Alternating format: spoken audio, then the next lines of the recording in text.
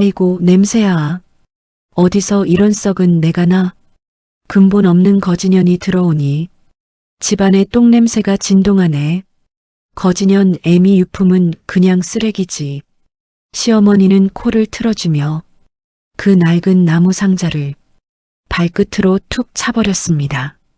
어머님, 제발 이러지 마세요. 우리 엄마 유일한 유품이에요. 시끄러워. 당장 안 치워? 너도 이 쓰레기랑 같이 당장 내 집에서 나가. 한겨울 저는 맨발로 눈밭에 내동댕이 쳐졌습니다. 엄마가 남긴 사진 한 장조차 건지지 못한 채로요. 아이고, 그때 제 심정이 어땠는지 다들 아시겠어요? 정말 콱 죽고만 싶었죠. 그런데 며칠 뒤 청담동 경매장에 바로 그 낡은 상자가 올라왔습니다. 시작가는 무려 300억. 뭐시 300억이라고? 저게 내가 내다버린 그 상자라고? 말도 안 돼. 어머 엄마, 진짜 어떡해. 저거 새언니 상자 맞잖아. 전광판에 붉은 숫자가 400억을 찍는 순간 저를 발로 차 쫓아냈던 시어머니가 제 발밑을 기며 울부짖었습니다. 아이고 지수야, 며느리야. 내가 단단히 미쳤었나 보다. 내 눈이 삐었어. 내 애미 상자인 줄 몰랐어. 한 번만, 딱 한 번만. 제발 한 번만 살려다오. 과연 저는 그 손을 잡아줬을까요? 어머님, 냄새나는 쓰레기는 쓰레기장에 가야 맞잖아요. 이제 아시겠어요? 그리고 이 상자에는 아무도 몰랐던 마지막 비밀이 하나 더 숨어 있었습니다. 사연 시작 전에 구독과 좋아요 함께 해주세요. 함께 하시는 모든 분들, 가정의 축복 넘치시길 바라겠습니다. 강남 한복판의 최고급 주상복합 거실, 박금자가 팔짱을 낀 채 바닥에 무릎 꿇은 며느리 윤지수를 싸늘하게 내려다봤습니다. 가사도우미 둘이 지수의 방에서 낡은 가방과 종이 상자를 마구 끌어냈지요. 대리석 바닥 위로 짐들이 우르르 쏟아졌습니다. 그 사이에서 지수가 뭔가를 발견하고는 기다시피 바닥을 기어갔어요. 돌아가신 친정엄마의 유품이 담긴 낡은 나무 목함이었습니다. 지수가 그걸 품에 꼭 끌어안았습니다. 어머니, 이것만은 안 됩니다. 지수의 목소리가 파르르 떨렸습니다. 그때 현관문이 열렸어요. 시누이 최유리와 그 예비 남편 강민준이 양손 가득 선물을 들고 들어섰습니다. 박금자가 성큼 다가가 지수 품에서 목함을 우악스럽게 낚아챘습니다. 그러고는 코를 틀어주며 얼굴을 잔뜩 구겼지요. 어우, 이 냄새. 거지 소굴에서 나던 그 쉰내가 여태 나네. 박금자가 목함을 민준의 구둣발 앞으로 냅다 집어 던졌습니다. 목함이 대리석에 부딪히며 둔탁한 소리를 냈어요. 모서리가 쩍 깨지면서 나무 파편이 사방으로 튀었습니다. 지수가 이성을 잃고 민준의 발밑으로 엎드렸습니다. 깨진 조각들을 두 손으로 긁어모아 가슴에 끌어안았지요. 제발요 어머니. 이건 저희 엄마가 남긴 전부예요. 제발. 전부? 거지년 애미 유품이 뭐 대단한 거라도 되는 줄 알아. 박금자가 지수의 머리채를 거칠게 틀어쥐었습니다. 그대로 현관문 밖 복도로 질질 끌어냈어요. 어머니, 놓으세요. 놓으시라고요. 놓긴 몰라. 도둑년 주제에 어디서 큰 소리야. 한겨울 칼바람이 부는 복도, 얇은 실내복 차림의 지수가 그대로 내동댕이 쳐졌습니다. 지수가 닫힌 현관문을 주먹으로 쾅쾅 두드렸어요. 어머니, 문 열어주세요. 신발이라도 주세요. 소란의 옆집 문이 빼꼼 열렸습니다. 박금자가 문틈으로 고개를 내밀고는 이웃들을 향해 삿대질을 했지요. 전현이 우리 집 물건에 손을 댔다니까요. 도둑년이에요, 도둑년. 그러고는 문을 쾅 닫아버렸습니다. 한편 민주는 바닥에 나뒹구는 목함 조각을 물끄러미 바라보고 있었어요. 깨진 단면에 유독 짙은 오칠의 흔적이 보였습니다. 그 안쪽으로 특이한 비단 천이 덧대어져 있었지요. 민준이 조용히 허리를 숙여 그 조각을 주워들었습니다. 유리가 얼른 다가와 민준의 팔짱을 꼈어요. 자기, 그런 더러운 거 뭐하러 만져. 손 버려. 이리 와, 밥 먹자. 유리가 민준을 화려한 식탁으로 잡아 끌었습니다. 박금자는 도우미들에게 남은 짐을 몽땅 쓰레기 봉투에 담으라 지시했지요. 지하 분리수거장에 다 갖다 버려. 냄새나니까 지금 당장. 복도의 지수는 경비원들 손에 밀려단지 밖까지 쫓겨났습니다. 맨발에 슬리퍼만 신은 채였어요. 눈발이 그 위로 소리 없이 내려앉았습니다. 지수가 길바닥에 주저앉아 눈을 움켜쥐고 오열했습니다. 엄마 사진 한 장을 못 건졌어. 엄마 미안해. 미안해 엄마. 그 시각 식탁에 앉은 민주는 도무지 밥이 넘어가지 않았습니다. 코트 안주머니에 넣어둔 목함 조각의 묵직함이 자꾸만 마음에 걸렸어요. 회사에 급한 일이 생겨서요. 먼저 일어나겠습니다. 민준이 자리를 털고 일어나 지하 주차장으로 향했습니다. 세단이 단지를 빠져나갈 무렵이었어요.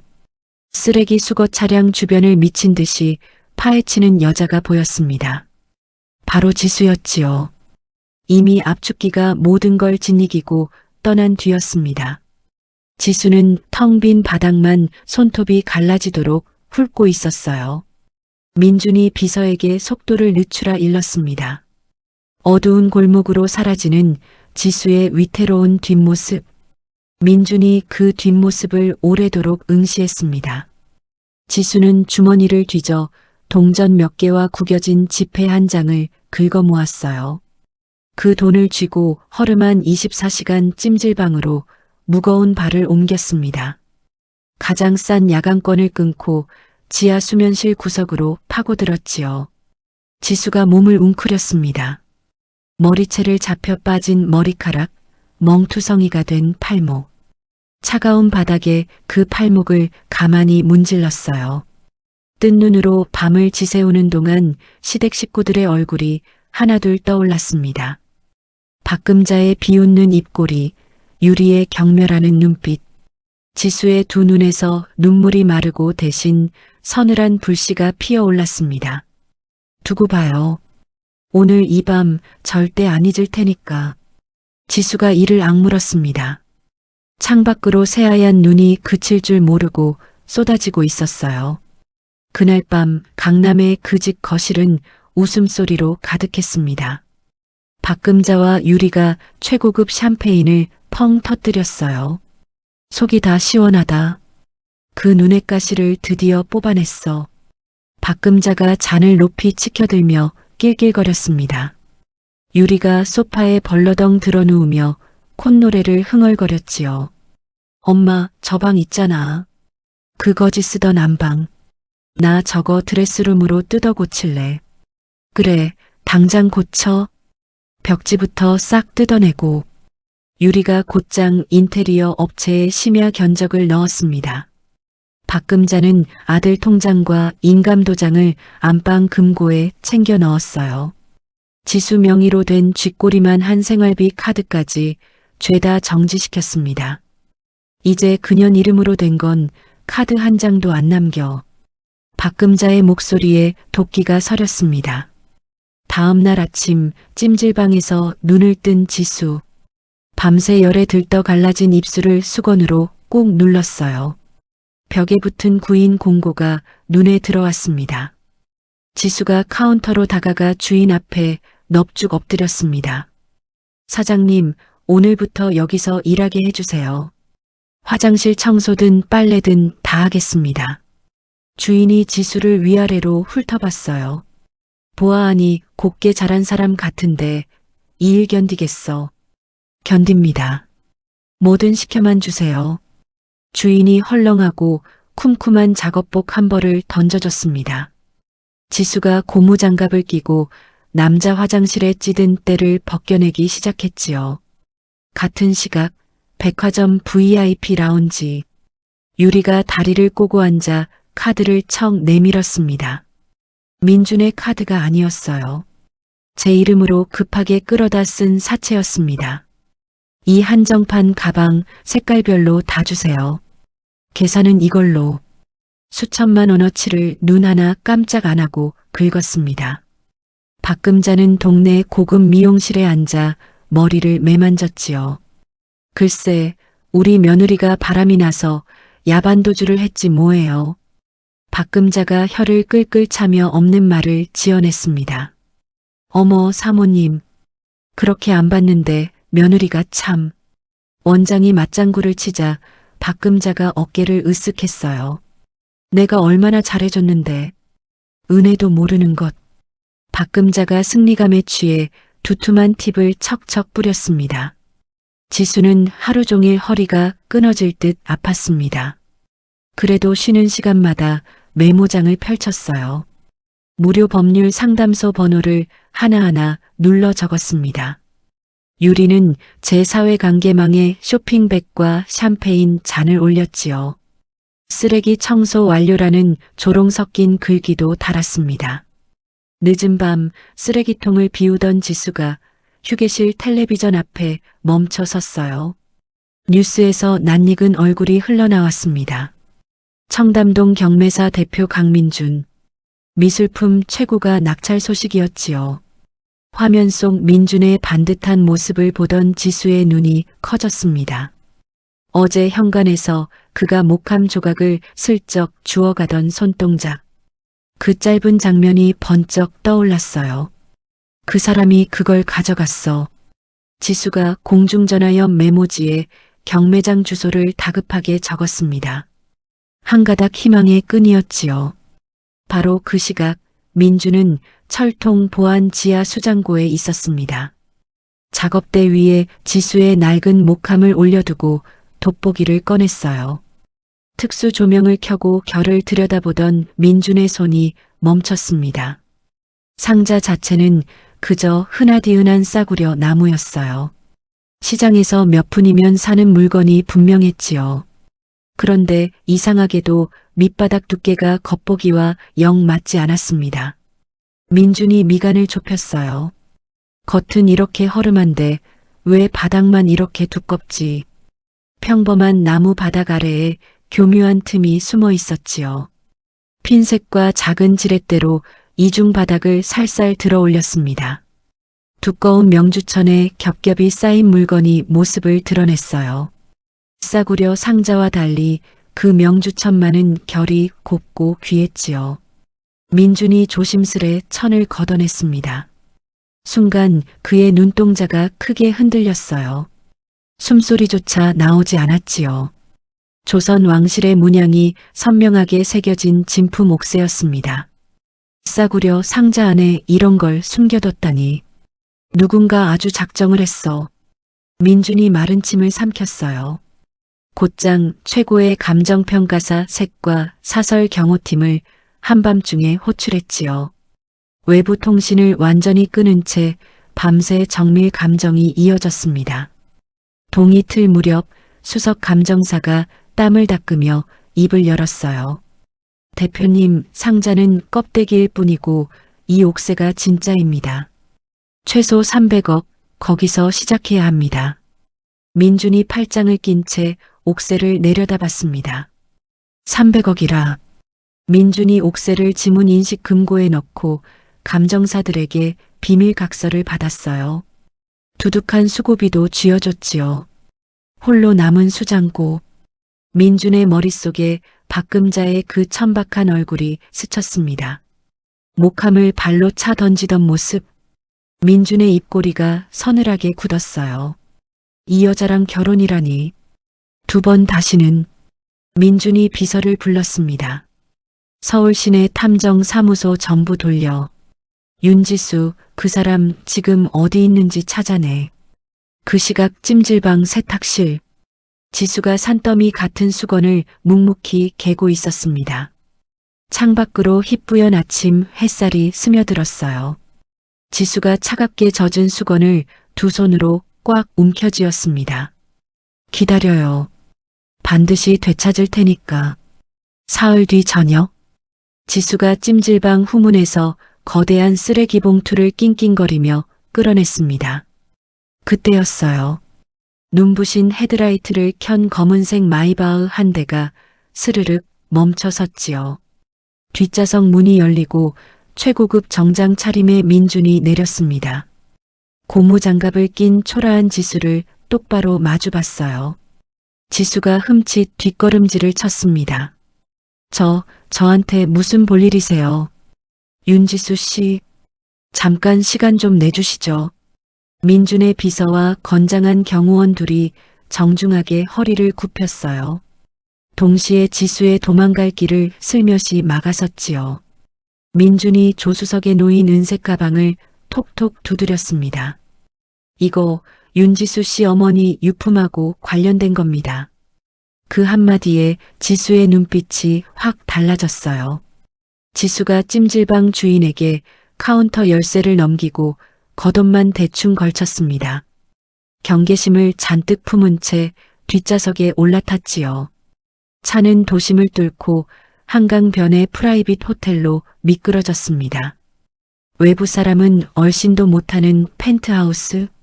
민준이 지수에게 따뜻한 홍차 한 잔을 내밀었어요.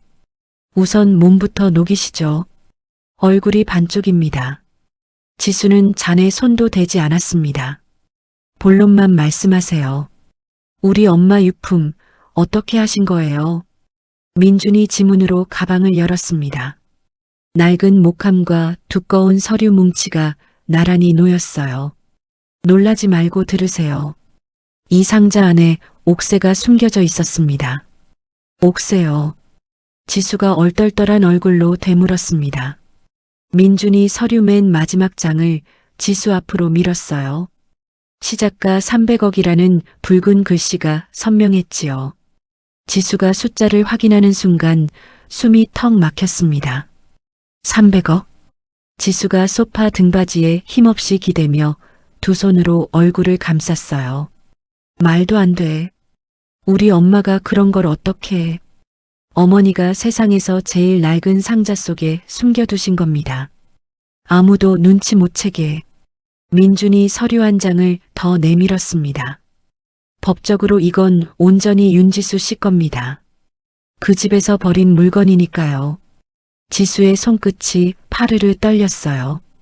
그런데 왜 나한테 이걸 알려주시는 거예요? 그냥 가지셔도 됐잖아요. 민준이 짧게 웃었습니다.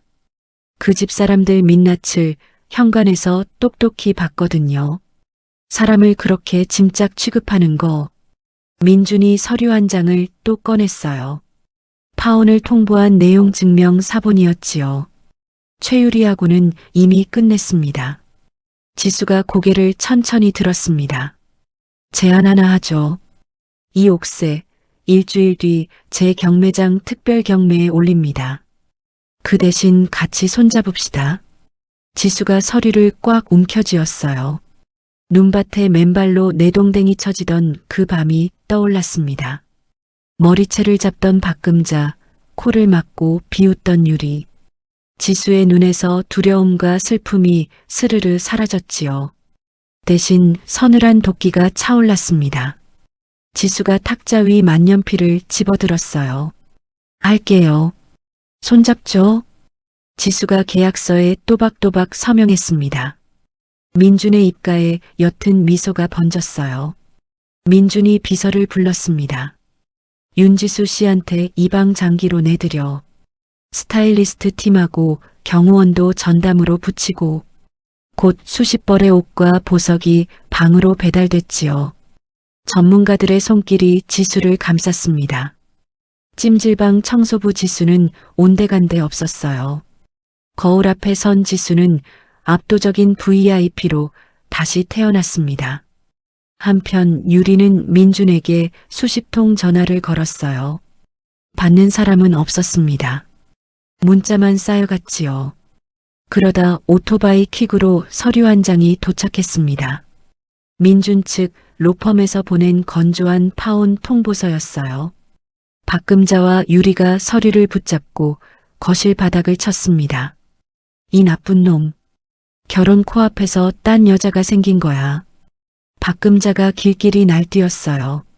엄마, 나 그냥 못 보내. 다시 붙잡을 거야. 이성을 잃은 박금자가 택시를 잡아타고 로펌 빌딩으로 쳐들어갔습니다. 강민준 어딨어? 당장 나오라 그래. 박금자가 로비에서 고래고래 소리를 지르며 나뒹굴었지요. 보안 요원 넷이 달려와 박금자의 팔다리를 번쩍 들어 올렸어요. 그대로 건물 밖 찬 아스팔트 위로 내려놨습니다. 나 이것들아. 내가 누군 줄 알고. 박금자의 악다구니가 거리에 울려 퍼졌지요. 같은 시각 호텔 펜트하우스. 지수가 통유리창 너머로 서울의 야경을 내려다봤습니다. 크리스탈 잔을 천천히 들어 올렸어요. 유리에 비친 완벽하게 세팅된 제 모습. 지수가 그 모습을 가만히 응시했습니다. 일주일. 그때 다 갚아줄게요. 민주는 기획팀 핵심 인력만 은밀히 불러 모았어요. 세상에 한 번도 공개되지 않은 300억 유물. 특별 긴급 경매가 조용히 굴러가기 시작했습니다. 두 사람의 서늘한 시선이 허공에서 맞부딪혔어요. 다음 날 오전, 완벽한 맞춤 수트에 억대 보석으로 치장한 지수가 경매사 본사 로비에 들어섰습니다. 수십 명의 직원이 양옆으로 도열해 있었어요. 민준의 에스코트를 받으며 걷는 지수의 걸음에는 여유가 흘렀지요. 경매사 최고위 임원들이 지수를 향해 허리를 깊이 숙였습니다. 300억 유물의 주인이신 윤지수 이사님을 모시게 되어 영광입니다. 지수가 우아한 눈길로 그들을 내려다봤어요. 잘 부탁드려요. 최상층 보안구역 브리핑룸. 민준과 지수가 마주 앉아 경매 무대 디자인과 초대 명단을 짚어나갔습니다. 지수가 명단 맨 앞줄 빈칸에 두 사람의 이름을 적어 넣었어요. 박금자 그리고 최유리. 이 두 사람한테는 제일 화려한 초대장을 보내주세요. 금박으로. 지수의 목소리가 서늘하게 가라앉았습니다. 민준이 고개를 끄덕였지요. 바라시는 대로.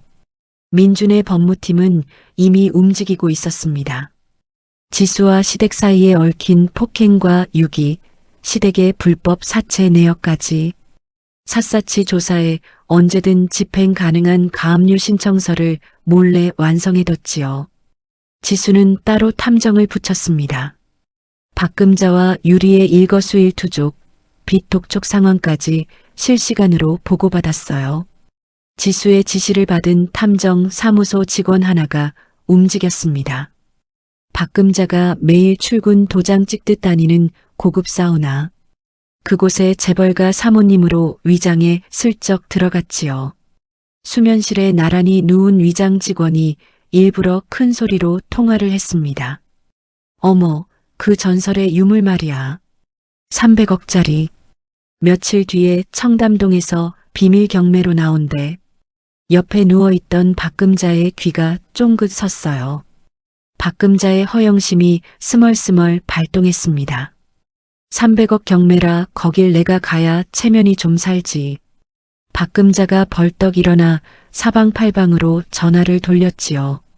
파혼당에 구겨진 체면을 어떻게든 세우고 싶었던 겁니다. 다음 날 박금자의 아파트 우편함. 강민준 경매사 직인이 선명하게 찍힌 초대장 한 통이 도착했습니다. 봉투를 뜯은 박금자와 유리의 얼굴이 확 밝아졌어요. 엄마, 이거 봐. 민준이가 우리를 초대했어. 유리가 초대장을 흔들며 방방 뛰었습니다. 그럼 그렇지. 이제야 우리 값어치를 알아본 거야. 박금자가 콧대를 세우며 웃었지요. 두 사람은 완벽하게 착각에 빠졌습니다. 민준이 뒤늦게 화해의 손길을 내민 거라고요. 유리가 곧장 옷장을 뒤엎었어요. 이런데 갈 땐 확실하게 눌러줘야지.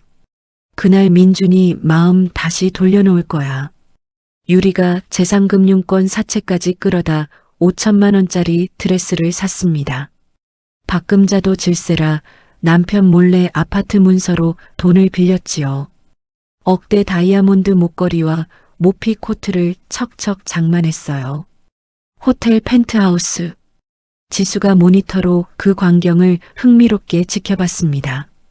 박금자와 유리가 사채각서에 지장을 꾹꾹 찍는 사진들. 지수가 손가락으로 화면을 넘기며 입꼬리를 올렸어요. 제 무덤을 제 손으로 파네요. 민준이 옆에서 무대 도면을 펼쳤습니다. 유물이 등장하는 순간 박금자 좌석 정면에 대형 화면을 세우겠습니다. 민준이 조명과 무대 동선을 전면 수정했지요. 지수는 과거 박금자가 발로 차부순 목함 껍데기, 그 깨진 모서리 조각을 고화질로 스캔해뒀습니다. 경매시장 영상 도입부에 은밀히 심어 넣을 참이었어요. 경매를 사흘 앞두고 서울이 술렁였습니다. 주요 그룹 회장들과 세계적인 미술품 수집가들, 300억 유물 소식을 듣고 전세기를 타고 몰려들기 시작했지요. 지수는 매일 아침 호텔 피트니스에서 러닝머신을 뛰며 체력을 다졌습니다. 시댁 식구들이 짓밟았던 낡은 슬리퍼. 지수는 그걸 버리지 않고 새 명품 구두 옆에 나란히 뒀어요. 한편 박금자는 동네 사람들을 집으로 불러 모았습니다. 미용실 원장이며 부녀회장까지. 내가 며칠 뒤에 300억 오가는 VIP 경매장 귀빈이야. 박금자가 어깨에 잔뜩 힘을 주며 거들먹거렸지요. 유리는 사회관계망에 초대장 사진을 흐릿하게 올렸어요. 다시 시작될 로맨스라는 망상 섞인 글도 함께였습니다. 경매 전날 밤, 지수가 텅 빈 경매장 2층 프라이빗 룸에 홀로 섰습니다. 아래층, 박금자가 앉을 빈 좌석을 내려다봤어요. 지수가 붉은 와인 잔을 그 자리를 향해 조용히 들어 올렸지요. 내일 봐요, 어머니. 민준이 지수 옆에 다가와 섰습니다. 내일 투입될 경찰 인력과 경호원 배치도를 마지막으로 확인했어요. 민준이 지수의 잔에 제 잔을 가볍게 부딪혔습니다. 무대 위 모든 조명이 꺼지고 정막이 흘렀지요. 옥새가 담길 방탄유리 케이스만 어둠 속에서 푸른빛을 뿜었습니다. 오직 2층 그 방에서만 붉은 와인빛이 서늘하게 번쩍였어요. 대망의 경매 당일, 청담동 경매장 주변은 검은 리무진 수십 대로 빼곡했습니다. 삼엄한 경호 인력이 통행을 통제했지요. 머리부터 발끝까지 사체로 휘감은 박금자와 유리가 택시에서 내렸어요. 콧대를 잔뜩 세운 채 카메라 플래시를 뚫고 로비로 들어섰습니다. 안내원의 정중한 안내를 받아 1층 정중앙 VIP 테이블에 앉았지요. 박금자가 주변 재벌 총수들을 흘깃거리며 오만한 미소를 흘렸습니다. 자리 하나는 기가 막히게 좋네. 역시 나를 알아본다니까. 유리는 손거울을 꺼내 쉴 새 없이 화장을 고쳤어요. 엄마, 나 어때? 민준이가 어디서 보고 있을지 모르잖아. 찢어질 듯 꽉 끼는 드레스 매무새를 자꾸만 매만졌습니다. 2층, 반투명 유리로 가려진 프라이빗 룸. 지수가 소파에 편안히 기댄 채 모니터로 아래층을 지켜봤어요. 박금자 모녀의 들뜬 얼굴이 화면 가득 잡혔지요. 실컷 웃어두세요. 지금이 마지막이니까. 지수가 나직이 중얼거렸습니다. 장내의 묵직한 종소리가 3번 울렸어요. 연미복을 입은 수석 경매사가 단상에 올라 정중히 인사했습니다. 수십억대 유명화가 작품들이 차례로 등장했지요. 부유층의 번호판이 쉴 새 없이 올라갔습니다. 경매장 안열기가 서서히 달아올랐어요. 마침내 경매사가 숨을 고르고 조명을 확 낮췄습니다. 이제 오늘 밤의 주인공을 모시겠습니다. 세상에 처음 공개되는 국보급 옥새입니다. 무대 중앙 바닥이 좌우로 갈라졌어요. 투명한 방탄유리 케이스가 서서히 솟아올랐습니다. 그 안에 낡은 목함과 영롱한 옥새가 담겨 있었지요. 박금자 테이블 정면의 대형 화면, 목함의 나뭇결과 깨진 모서리가 엄청난 크기로 확 클로즈업 됐습니다. 박금자의 얼굴에서 오만한 미소가 순식간에 증발했어요. 동공이 미친 듯이 흔들렸지요. 저게 저 상자가. 유리가 화면과 무대를 번갈아 보다가 손에 든 잔을 놓쳤습니다. 와인 잔과 접시가 요란하게 산산조각 났어요. 엄마, 저거 그 거지가 끌어안고 있던 상자 아니야. 박금자가 숨을 헐떡이며 눈을 거칠게 비볐습니다. 다시 봐도 틀림없었어요. 제가 냄새난다며 발로 차 던졌던 바로 그 상자였지요. 아니야. 아닐 거야. 그럴 리가 없어. 박금자의 목소리가 갈라졌습니다. 경매사가 우렁찬 목소리로 시작가를 불렀어요. 300억부터 시작하겠습니다. 객석 곳곳에서 재벌들의 번호판이 경쟁하듯 올라갔습니다. 단숨에 350억을 돌파했지요. 전광판의 붉은 숫자가 깜빡였어요. 박금자가 제 목을 부여잡고 끄끄거렸습니다. 가죽 의자 손잡이를 짐승처럼 쥐어뜯었지요. 내 거야. 저건 원래 내 집에 있던 거라고. 유리가 덜덜 떨리는 손으로 박금자의 팔을 붙잡았어요. 패닉에 빠진 유리가 무대로 돌진하려 벌떡 일어섰습니다. 저거 우리 거예요. 우리 집에서 나온 거라니까요. 그 순간 거구의 경호원 둘이 즉각 다가왔지요. 유리의 어깨를 우악스럽게 눌러 의자에 도로 앉혔습니다. 손님, 자리에 앉아 계셔야 합니다. 호가가 380억을 넘어서는 순간이었어요. 2층 프라이빗 룸의 반투명 유리가 서서히 투명하게 바뀌었습니다. 장내의 모든 핀 조명이 그곳으로 확 쏠렸지요. 서늘한 미소를 머금은 지수의 실루엣. 우아하게 와인 잔을 든 그 모습이 모든 사람의 머리 위로 드러났습니다. 경매사가 마지막 망치를 3번 내리쳤어요. 400억. 낙찰되었습니다. 엄청난 환호가 터지는 그 순간 지수가 아래층 박금자를 향해 천천히 손을 흔들었습니다. 스포트라이트 속 지수의 얼굴을 똑똑히 확인한 박금자. 안구가 튀어나올 듯 두 눈을 부릅떴어요. 너는 그 거지년. 박금자가 짐승 같은 비명을 지르며 테이블 위로 고꾸라졌습니다. 두 손으로 머리를 움켜쥐고 부들부들 떨었지요. 경매장 앞 모든 시선이 넉나간 박금자 모녀에게 쏠렸어요. 재벌가 사모님들이 눈살을 찌푸리며 고개를 돌렸습니다. 유리는 테이블을 붙잡은 채 어깨를 들썩이며 흐느꼈지요. 민준의 수석 경호원이 무전기에 대고 고개를 끄덕였어요. 대기하던 경호팀이 박금자의 팔을 꺾어 결박했습니다. 그대로 뒷문으로 질질 끌고 나갔지요.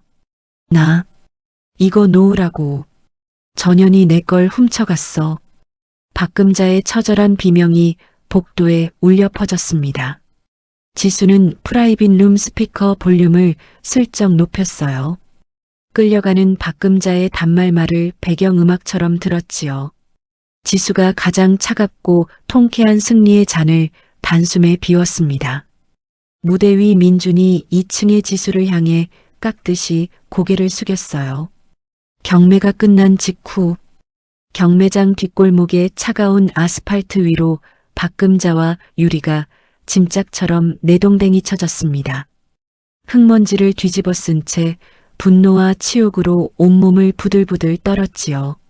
400억. 그 돈이 그 거지년 손에 들어갔다고. 박금자가 광기에 휩싸여 애꿎은 벽돌벽을 주먹으로 내리쳤어요. 그 순간 유리의 휴대폰이 미친 듯이 울려댔습니다. 사채업자들의 빚 독촉 문자와 부재중 전화가 수십 통씩 쏟아졌지요. 엄마, 나 5천만 원 사채 썼단 말이야. 이 빚 어떻게 갚아? 유리가 박금자의 멱살을 잡고 통곡했어요. 찢어진 명품 드레스가 바닥을 쓸어도 아랑곳하지 않았습니다. 무식함과 탐욕에 눈이 먼 박금자. 머릿속에 말도 안 되는 셈이 떠올랐지요. 사람을 잡아다가 서류의 지장만 받아내면 돼. 그럼 400억이 내 통장으로 들어와. 박금자가 지갑을 뒤졌습니다. 예전 도박장에서 안면 튼 흥신소 브로커의 명함이 나왔어요. 박금자가 공중전화 박스로 달려갔지요. 오늘 밤 당장 그년을 데려와. 수단 방법 안 가려도 좋아. 자정이 넘은 시각, 지하 주차장 으슥한 구석. 브로커가 착수금을 요구하자 박금자가 목에 건 다이아몬드 목걸이를 거칠게 벗어 던졌습니다. 이거면 되지. 확실하게 처리만 해. 브로커가 험악한 인상의 산에 넷을 불러 모았어요. 검은 승합차에 태우고 지수가 머무는 호텔 주변을 은밀히 포위했지요. 새벽 1시 민중과 축하 만찬을 마친 지수가 홀로 호텔 뒤편 산책로를 걸었습니다. 인적 없는 어두운 길이었어요. 검은 마스크를 쓴 사내들이 소리 없이 등 뒤로 접근했지요. 한 명이 지수의 뒤통수에 천을 씌우고 입을 틀어막으려 달려들었습니다. 그런데 지수는 비명을 지르지 않았어요. 눈 하나 깜짝하지 않고 저항을 포기한 채 순순히 몸을 맡겼지요. 사내들이 지수를 승합차 짐칸에 짐짝처럼 던져 넣었습니다. 차는 굉음을 내며 감시 카메라를 교묘히 피해 외곽 폐공장으로 질주했어요. 눈이 가려지고 손발이 묶인 지수. 지수가 겉옷 안쪽 주머니를 손끝으로 더듬었습니다. 미리 꿰매둔 작은 발신기의 버튼. 지수가 그 버튼을 정확히 3초간 꼭 눌렀어요. 납치 차량이 출발하자마자 호텔 로비가 분주해졌습니다. 대기 중이던 민중과 수십 명의 사설 경호팀이 일사불란하게 움직였지요. 방탄조끼를 입고 검은 차량 여러 대에 나눠 탔어요. 민준의 차 화면에 빨간 점 하나가 깜빡였습니다. 지수가 누른 위치 추적기였지요. 경로 잡혔다. 놓치지 마. 민준의 목소리가 낮게 깔렸어요. 빨간 점을 따라 차량 행렬이 어둠 속을 내달렸습니다. 승합차가 칠흑같이 어두운 폐공장 안으로 들어섰어요. 거친 브레이크 소리와 함께 멈춰섰지요. 사내들이 지수를 끌어내려 녹슨 철제 의자에 난폭하게 앉혔습니다. 안대가 벗겨졌어요. 지수의 눈앞에 박금자와 유리가 서 있었습니다. 살기에 찬 표정으로 엉성하게 위조한 재산양도 서류와 붉은 인주를 든 채였지요. 박금자가 지수의 뺨을 세차게 후려쳤습니다. 당장 여기 지장 안 찍어. 안 찍으면 저 용광로에 뼈도 못 추리게 될 줄 알아. 박금자가 광기 어린 목소리로 협박을 퍼부었어요. 지수가 터진 입술의 피를 혀로 슥 핥았습니다. 그러고는 박금자의 눈을 똑바로 응시했지요. 종이 쪼가리 한 장으로 400억을 뺏겠다니. 그 머리로 여태 어떻게 사셨어요? 지수가 차갑게 비웃었습니다. 아줌마 굶주린 들개도 그것보단 영리하겠네요. 2년이. 아직도 주둥이가 살아있어. 유리가 지수의 머리채를 잡아채며 욕을 퍼부었어요. 억지로 지수의 엄지를 펴서 인주통으로 밀어넣으려 안간힘을 썼습니다. 분노가 극에 달한 박금자. 구석에 뒹굴던 굵은 쇠파이프를 집어들었어요. 지수의 머리를 향해 그것을 번쩍 치켜들었지요. 셋셀 때까지 안 찍으면 진짜 내려친다. 하나, 둘. 쇠파이프가 공기를 가르며 막 내려오려는 순간이었습니다. 지수는 눈을 감지 않았어요. 오히려 입꼬리를 길게 늘어뜨리며 소름 끼치도록 서늘하게 웃었지요. 바로 그때 폐공장 바깥 어둠 속에서 민준의 경호팀이 진입로를 완벽히 장악했습니다. 포위망이 소리 없이 좁혀들었어요. 지수의 웃음소리가 폐공장에 울려 퍼지는 찰나 사방의 낡은 창문들이 거대한 굉음과 함께 동시에 산산조각 났습니다. 유리 파편이 쏟아져 내렸어요. 바로 그 순간 폐공장의 모든 출입구를 통해 경호팀과 강력반 형사 30여 명이 들어섰습니다. 환한 조명이 켜지며 어두운 내부를 대낮처럼 밝혔지요. 그 사이로 무전기를 든 민준이 여유롭게 걸어 들어왔어요. 윤지수, 다친 데 없어. 민준이 의자에 앉아있던 지수 곁으로 다가갔습니다. 덕분에 재밌는 구경 실컷 했네요. 지수가 손목을 문지르며 옅게 웃었지요. 경찰이 들이닥치자 박금자와 유리가 혼비백산했어요. 허둥지둥 도망치려는 두 사람 앞을 누군가 가로막았습니다. 방금 전까지 지수를 데려온 사내 넷이었지요. 그런데 사내들의 태도가 이상했어요. 당황은커녕 경찰을 향해 깍듯하게 거수 경례를 하는 게 아니겠어요. 사내들이 검은 마스크를 시원하게 벗어 던졌습니다. 수고하셨습니다. 상황 종료됐습니다. 박금자가 넋이 나간 얼굴로 그 광경을 바라봤어요. 저것들이 왜? 사내들의 정체는 민준이 브로커 조직에 미리 심어둔 사설 요원들이었습니다. 요원들이 옷에 숨겨둔 초소형 카메라를 떼어 강력반 반장에게 건넸지요. 교사부터 협박까지 처음부터 끝까지 다 담겼습니다. 경찰의 화면 속에서 박금자의 목소리가 생생하게 흘러나왔어요. 오늘 밤 당장 그년을 데려오라던 그 통화.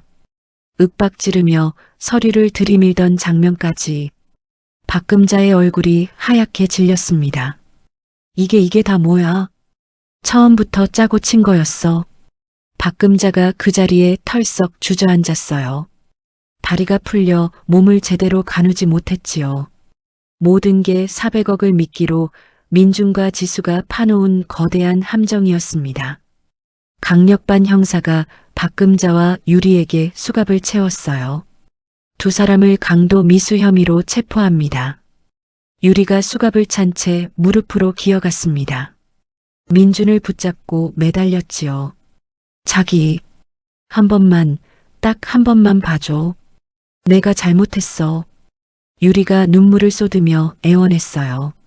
민준이 경멸 어린 눈으로 유리를 내려다봤습니다.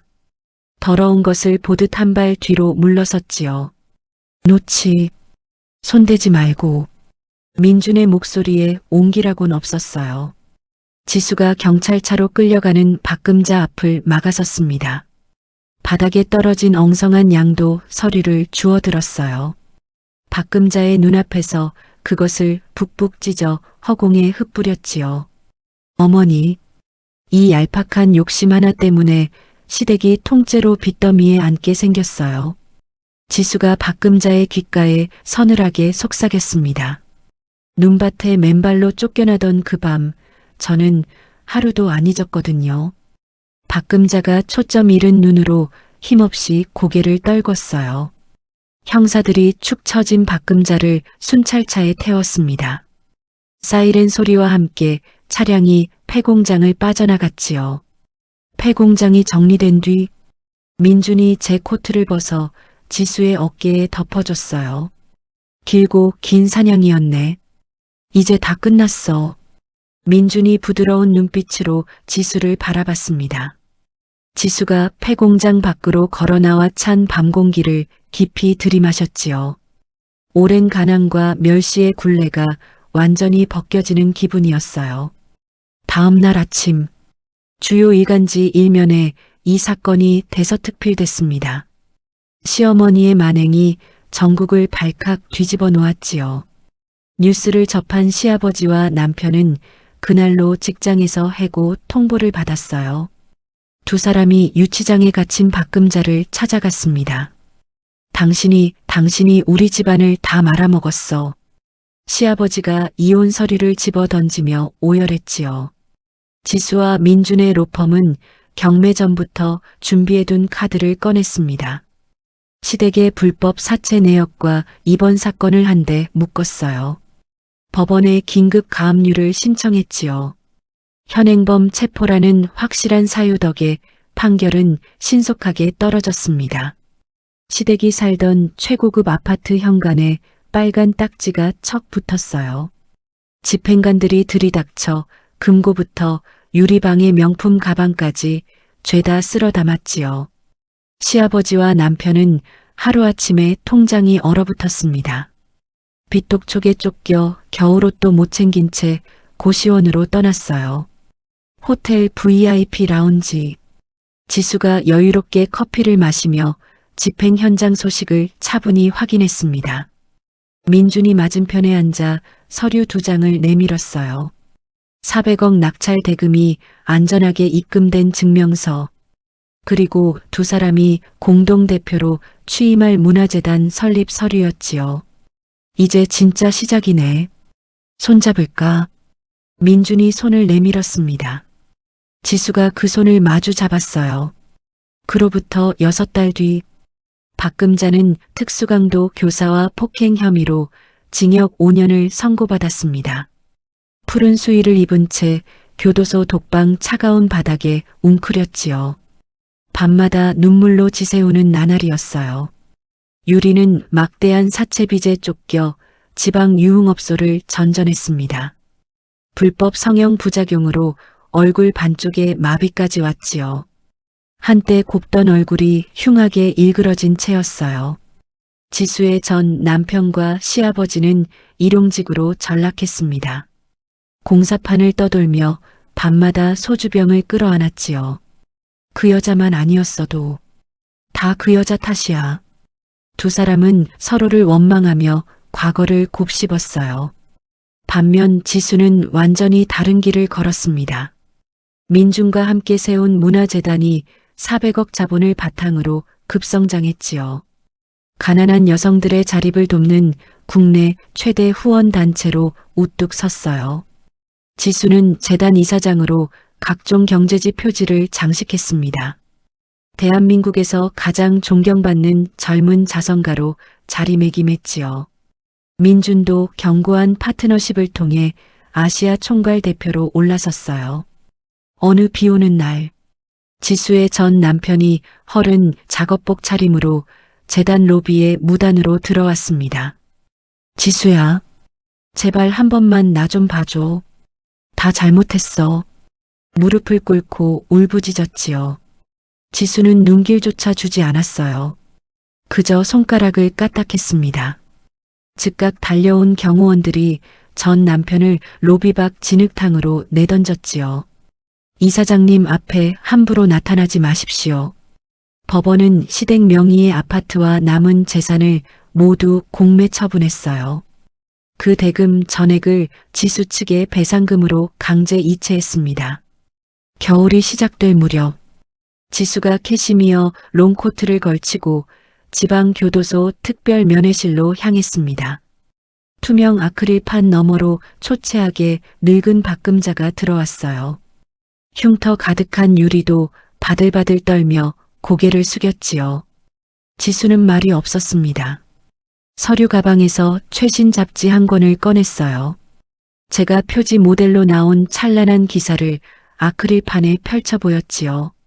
이어 시댁 아파트가 헐값에 넘어갔다는 신문 기사도 나란히 붙였습니다. 박금자가 굵은 헤드라인을 확인하고 짐승 같은 괴성을 질렀어요. 아크릴판을 손톱으로 박박 긁어댔지요. 하지만 방음창 너머의 지수에게는 아무 소리도 들리지 않았습니다. 지수가 자리에서 천천히 일어섰어요.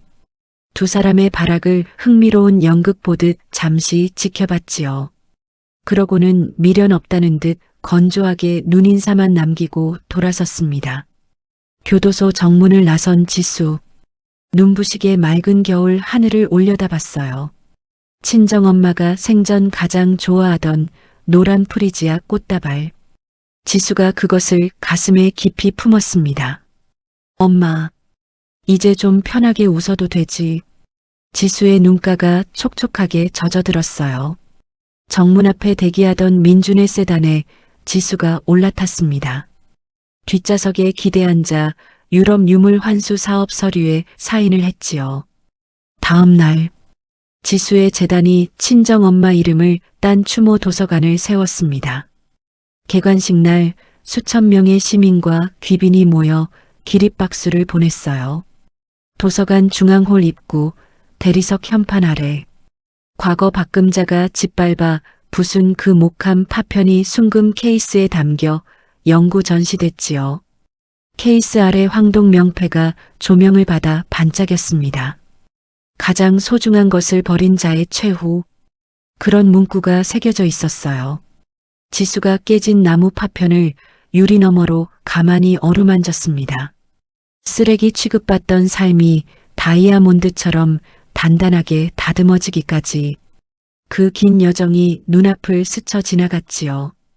개관식을 마친 밤 호텔 스위트룸에서 열린 둘만의 축하 자리.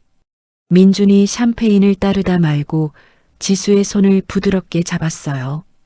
품에서 작은 상자 하나를 꺼냈습니다. 희귀한 블루 다이아몬드 반지가 조명 아래 빛났지요. 복수의 동업자로는 이제 끝이야. 평생 함께할 사람이 되어줘. 민준이 진지한 눈빛으로 지수를 바라봤습니다.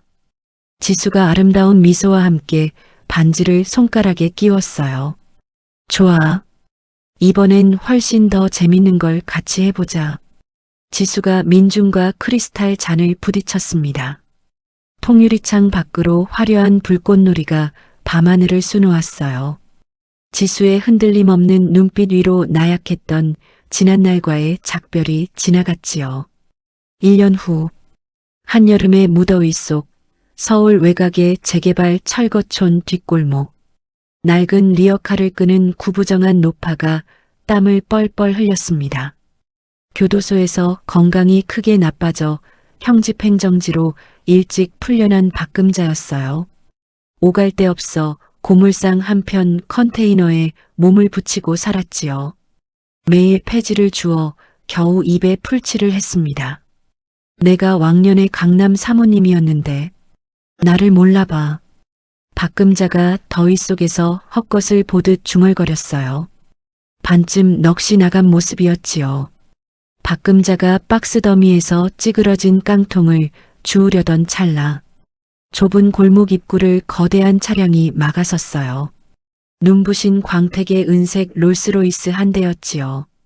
먼지를 일으키며 소리 없이 미끄러져 들어왔습니다. 박금자의 낡은 리어카 앞에 우뚝 멈춰 섰어요. 제복 차림의 경호원이 정중하게 뒷문을 열었습니다. 우아한 흰 드레스를 차려입은 지수가 내렸지요. 다른 경호원이 잽싸게 붉은 융단을 바닥에 깔았어요. 지수가 커다란 선글라스를 낀 채 천천히 걸음을 옮겼습니다. 박금자 앞에 우뚝 멈춰 섰지요. 지수가 선글라스를 천천히 벗어 얼굴을 드러냈어요. 박금자가 들고 있던 빈 병을 툭 떨어뜨렸습니다. 너는 박금자가 무릎이 꺾이며 바닥에 털썩 주저앉았지요. 윤지수, 네가 여긴 어떻게? 박금자가 지수를 향해 두 손을 싹싹 비볐어요. 내가 미쳤었다. 밥 한 끼만 사줘. 응. 애처로운 목소리로 지수의 옷자락을 향해 손을 뻗었지요. 지수는 그 손이 드레스에 닿지 않게 한 걸음 물러섰습니다. 차갑게 얼어붙은 미소를 지으며 가방을 열었어요. 가방에서 코팅된 낡은 종이 한 장을 꺼냈지요. 지수가 그것을 박금자 앞으로 툭 던졌습니다. 바닥에 떨어진 그 종이는 영수증이었어요. 동묘 벼룩시장 골동품점, 낡은 목함 껍데기값 10,000원. 그런 글씨가 선명하게 찍혀 있었지요. 박금자가 눈을 비비며 더듬더듬 읽어내려갔습니다. 10,000원. 목함 껍데기. 이게 무슨 소리야? 지수가 박금자 쪽으로 상체를 살짝 숙였어요. 작고 서늘한 목소리로 속삭였지요. 어머니, 경매장에서 400억에 팔린 옥새요. 그건 진짜예요.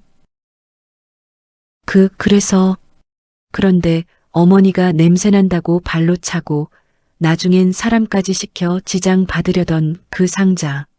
지수가 잠시 말을 끊었습니다. 그 상자 자체는요. 우리 엄마가 동묘에서 10,000원 주고 산 가짜 껍데기였어요. 박금자의 눈동자가 흔들렸어요. 진짜 옥새를 숨기려고 일부러 제일 낡고 허름한 상자를 골랐거든요. 이중 바닥을 만들어서요. 지수가 천천히 상체를 일으켰지요. 결국 어머니는요. 400억짜리 알맹이랑 10,000원짜리 껍데기도 구분 못하는 그 눈 때문에 지수의 목소리가 얼음장처럼 내려앉았습니다. 고작 10,000원짜리 나무 토막에 눈이 멀어서 온 시댁 재산을 홀랑 날린 거예요. 지수의 속삭임이 끝났어요. 박금자가 넋이 나간 얼굴로 그 자리에 풀썩 무너져 내렸습니다. 제 무식한 욕심이 빚어낸 총극. 10,000원짜리 껍데기에 홀려 모든 걸 잃은 지난 세월. 그 모든 게 한꺼번에 머릿속을 덮쳤지요. 10,000원. 겨우 10,000원이었다고. 박금자가 두 손으로 얼굴을 감싸며 흐느꼈습니다. 지수는 그런 박금자를 잠시 무심하게 내려다봤어요. 지수가 선글라스를 다시 고쳐 썼습니다. 바닥에 주저앉은 박금자를 뒤로 한 채 롤스로이스로 우아하게 향했지요. 경호원이 문을 닫았어요. 차가 철거촌 좁은 골목을 미끄러져 빠져나갔습니다. 지수는 흔들림 없는 자태로 창밖을 응시했지요. 차량이 강남의 화려한 스카이라인을 향해 부드럽게 진입했어요. 철거촌에 남겨진 박금자의 흐느낌만이 허공을 맴돌았습니다. 지수가 손가락에 낀 블루 다이아몬드 반지를 가만히 내려다봤어요. 입가에 옅은 미소가 번졌지요. 여러분, 오늘 이야기 어떻게 보셨나요? 세상에서 가장 낡고 초라한 상자. 누군가는 그걸 냄새나는 쓰레기라며 발로 차 던졌지만 또 누군가는 그 안에 담긴 진짜 소중한 마음을 알아봤습니다. 윤지수가 끝까지 지키려 했던 건 400억짜리 옥새가 아니었어요. 돌아가신 어머니가 남긴 사랑, 그 하나였지요. 결국 사람의 진짜 값어치는 겉모습으로 매길 수 없다는 걸 이 이야기가 조용히 말해주는 게 아닐까 싶습니다. 가진 것 없다고 함부로 사람을 짓밟은 이들은 제 손으로 판 구덩이에 스스로 빠지고 말았지요. 반대로 끝까지 품위를 잃지 않은 사람은 무너진 자리에서 다시 우뚝 일어섰습니다. 오늘 이 이야기가 여러분 마음에도 작은 울림으로 남았기를 바랍니다.